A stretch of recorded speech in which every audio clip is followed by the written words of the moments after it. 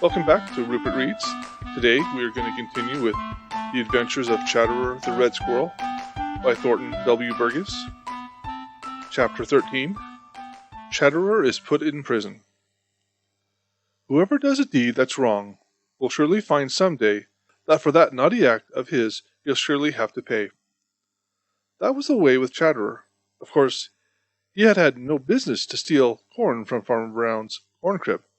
To be sure, he had felt that he had just as much right to that corn as Farmer Brown had.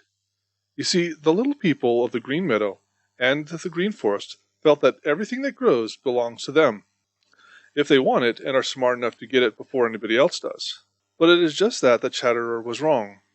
Farmer Brown had harvested that corn and stored it in his corn crib, and so, of course, no one else had any right to it. Right deep down in his heart, Chatterer knew this. If he hadn't known it, he wouldn't have been so sly in taking what he wanted. He knew all the time that he was stealing, but he tried to make himself believe that it was all right. So he just kept on stealing and stealing until, at last, he was caught in a trap, and now he had got to pay for his wrongdoing. Chatterer was very miserable, so miserable and frightened that he could do nothing but sit huddled in a little shivery ball.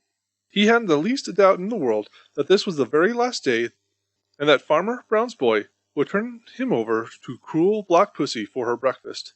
Farmer Brown's boy had left him in the trap in the house and had gone out. For a long time Chatterer could hear pounding out in the woodshed, and Farmer Brown's boy was whistling as he pounded. Chatterer wondered how he could whistle and seem so happy when he meant to do such a dreadful thing as to give him to Black Pussy.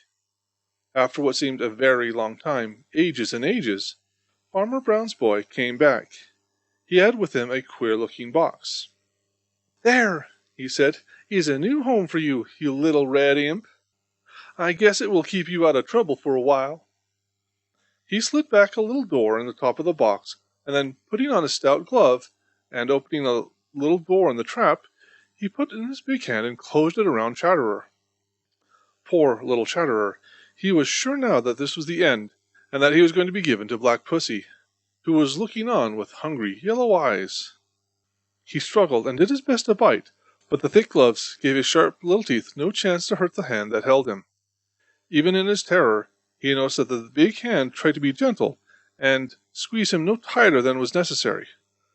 Then he was lifted out of the trap and dropped through a little doorway on the top of the queer box, and the door was fastened. Nothing terrible had happened, after all. At first, Chatterer just sulked in one corner. He still felt sure that something terrible was going to happen. Farmer Brown's boy took the box out into the shed and put it where the sun shone into it. For a little while he stayed watching, but Chatterer still sulked and sulked. By and by he went away, taking Black Pussy with him, and Chatterer was alone. When he was quite sure that no one was about, Chatterer began to wonder what sort of place he was in, and if there wasn't some way to get out.